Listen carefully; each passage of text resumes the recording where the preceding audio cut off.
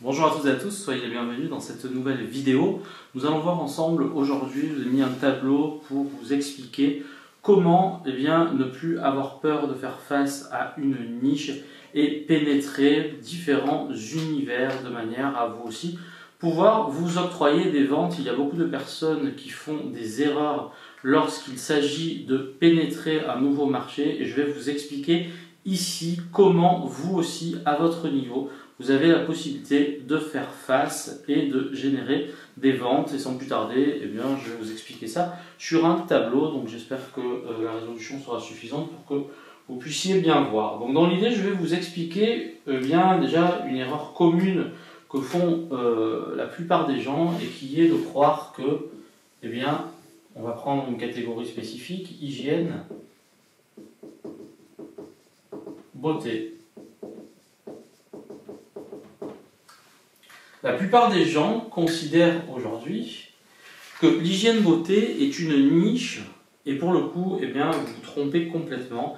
On va dire que l'hygiène beauté est un univers. Et qu'est-ce que ça veut dire concrètement? Ça veut dire qu'à partir du moment où vous essayez de ratisser trop large avec une compétition qui est bien trop importante, il vous sera compliqué de truster un marché. Pourquoi? Tout simplement parce que vous allez devoir financer des sommes assez importantes pour pouvoir acquérir de nouveaux clients. Et c'est là où réside tout le problème. Il faut savoir qu'aujourd'hui, le combat se mène avant tout, non pas sur le produit, mais sur l'acquisition client et sur le positionnement de vos offres. C'est la raison pour laquelle ici, et c'est aussi pour ça que je fais cette vidéo, parce qu'il y a beaucoup de personnes qui baissent les bras, parce que lorsqu'elles arrivent ici, elles voient des listings avec beaucoup trop d'offres, beaucoup trop denses, et pour le coup, même si, encore une fois, c'est possible de pénétrer n'importe quelle niche, mais après c'est une question de moyens, et pour le coup, même s'il y a des techniques à mettre en place,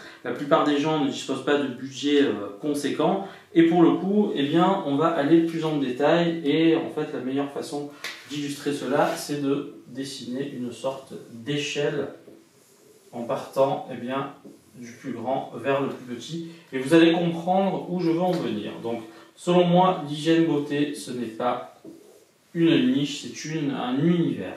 Dans cet univers hygiène beauté, déjà, hygiène beauté. Est-ce que vous choisissez l'hygiène? Est-ce que vous choisissez la beauté? On va choisir la beauté.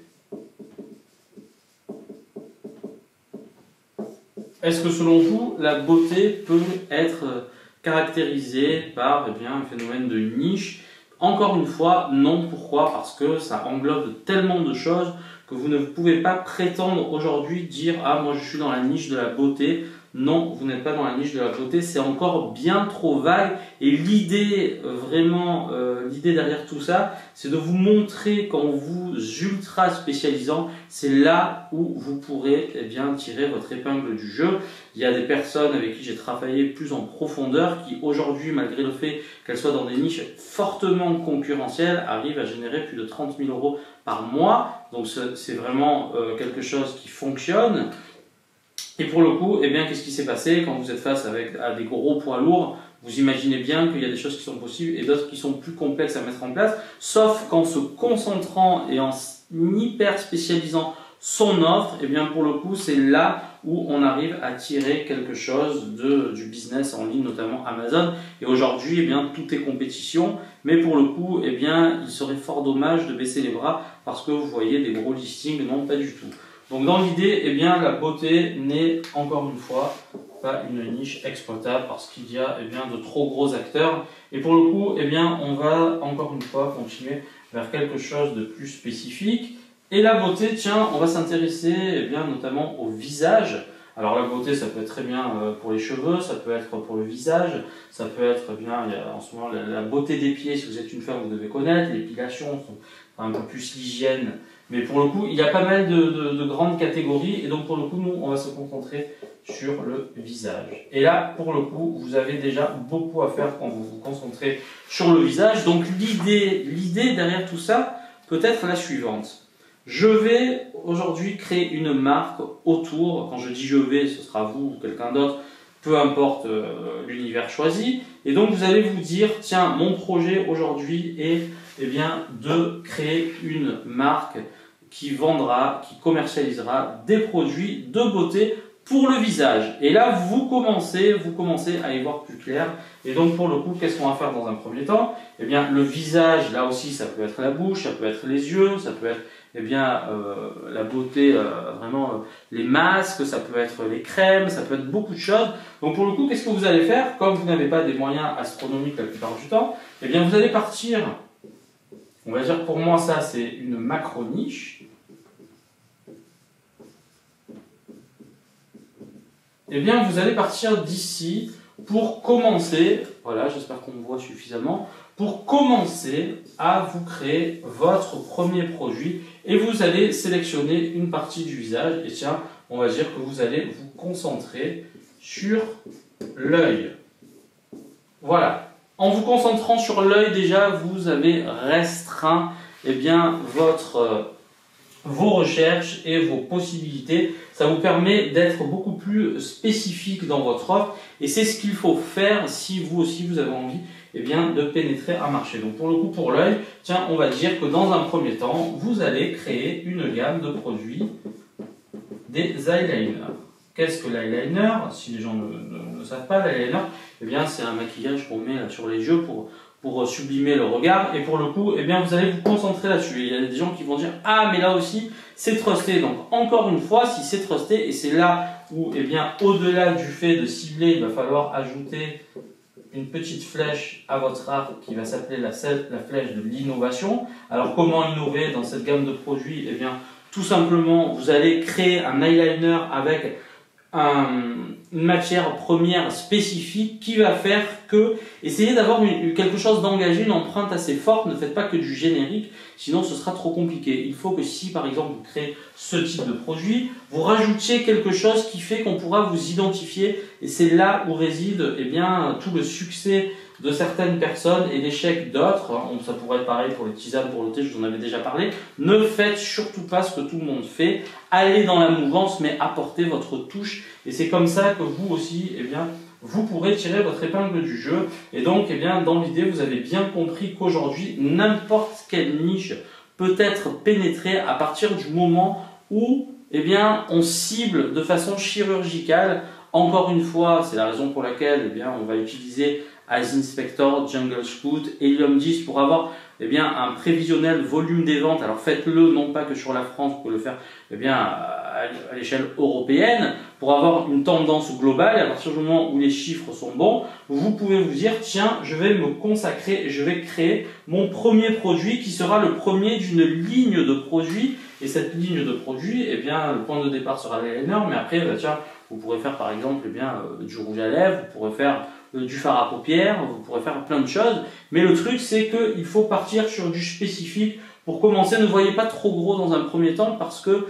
eh bien, avec des petits moyens, vous ne pouvez pas faire n'importe quoi. Et pour le coup, c'est la meilleure façon, eh bien, de pouvoir vous dire tiens aujourd'hui je n'ai plus peur d'une concurrence trop féroce parce que d'une part eh bien moi je vais me spécialiser là-dedans et pour le coup bah, vous pourrez faire une gamme d'eyeliner si ce sont des eyeliners. Si demain vous êtes dans le sport, eh bien vous allez par exemple vous consacrer si vous faites du running, vous allez vous concentrer sur un article bien spécifique que les runners utilisent et vous allez créer une gamme de produits là-dedans que par la suite vous irez étoffer et c'est comme ça qu'on donne naissance à quelque chose qui fonctionne. Cette vidéo est vraiment très importante parce qu'elle va vous permettre vraiment d'y voir plus clair. Donc pour le coup, eh bien, j'espère que vous avez compris que eh bien, vous partez d'un univers. Cet univers, eh bien, vous allez en déduire un univers un peu plus restreint. Et ensuite, dans cet univers un peu plus restreint, vous allez commencer à définir une macro-niche. Et dans cette macro-niche, vous allez définir eh bien, une partie de cela, par exemple ici l'œil. Et c'est là où vous allez commencer eh bien, à y voir plus clair. Et dans l'œil, vous allez sélectionner quelque chose de plus spécifique. Et de cette façon-là, ça fonctionne toujours. Vous allez vous en apercevoir. Et c'est la raison pour laquelle aujourd'hui, eh bien, tous ceux qui font ça, arrivent eh bien, à faire quelque chose avec leur business. Par contre, ceux qui ne réfléchissent pas trop, soit par fainéantise, soit par manque d'expérience, eh bien, ils vont dire « Ah tiens, moi je vais aller là et puis je vais faire un peu tout et n'importe quoi. » Et pour le coup, bah, ça risque d'être compliqué.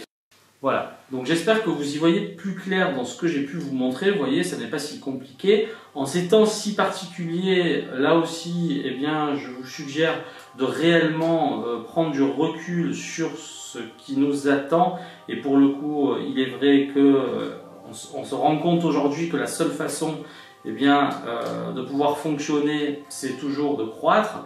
Est-ce que c'est bien pour la planète? Je ne pense pas. Et c'est la raison pour laquelle il faut entamer une réflexion.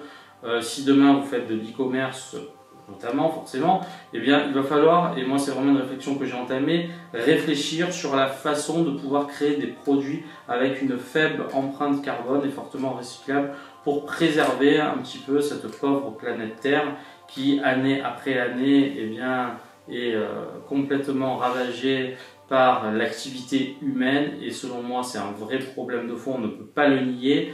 Donc quand on fait de l'e-commerce, c'est vrai que pour le coup, par définition, on vend quelque chose et donc on fabrique des objets qu'on revend, donc forcément on pollue. Donc pour le coup, à notre niveau, forcément ça ne représente pas grand chose par rapport aux grands industriels, là, aux personnes qui font des forêts pour extraire des matières premières, des sources énergétiques, etc. On ne va pas rentrer là-dedans, la culture intensive, etc., etc. Mais pour le coup, essayez vous aussi à votre niveau d'entamer une réflexion sur le fait de pouvoir produire quelque chose de respectueux de l'environnement avec une faible empreinte carbone, et votre business, la planète ne s'en porteront que mieux. C'est une réflexion qu'il faudrait vraiment entamer parce que dans les années à venir, les gens seront de plus en plus sensibles à cela. Et pour le coup, non seulement ça pourrait être bénéfique pour votre activité, mais deuxièmement, ce sera plus pour permettre aux générations futures d'essayer d'arriver à vivre sur cette planète qui est si tant maltraitée. Et aujourd'hui, on s'aperçoit qu'il y a beaucoup de gens qui disent tiens, ça va permettre de réfléchir sur, il y aura un avant, un après, mais moi en fait je pense réellement que l'après sera un peu toujours le même, et qu'à un certain moment, je ne veux pas être pessimiste, mais si rien n'est fait concrètement et de manière forte pour prendre à bras le corps ce problème, il y aura vraiment des épisodes comme celui-là à répétition,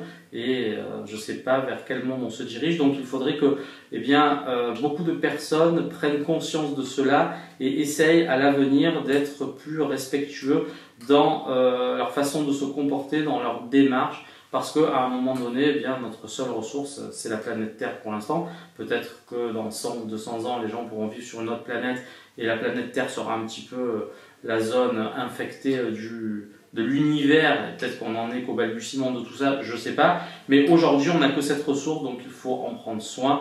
Et j'espère que vous en aurez vous aussi conscience. Moi, c'est vraiment quelque chose qui a mis du temps à mûrir, mais maintenant, c'est tellement actuel. Et je prends tellement de recul là-dessus qu'on ne peut l'ignorer.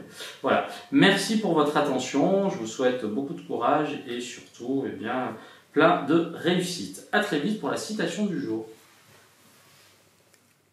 Et donc là, une très belle citation d'Emmanuel Kant. L'apparence requiert art et finesse, la vérité, calme et simplicité. Et donc pour le coup, encore une fois, qu'est-ce que ça veut dire concrètement? Appliquez-vous lorsque vous créez vos produits, et pour le coup, restez calme, posez-vous. Si vous avez envie d'être dans le vrai, c'est très important. Ne soyez pas agité par tout ce qui peut être extérieur à ce que vous ressentez. Essayez de garder le focus sur le développement de vos projets ou ce qui vous tient le plus à cœur, et c'est comme ça que vous réussirez. Merci pour votre attention et à très bientôt.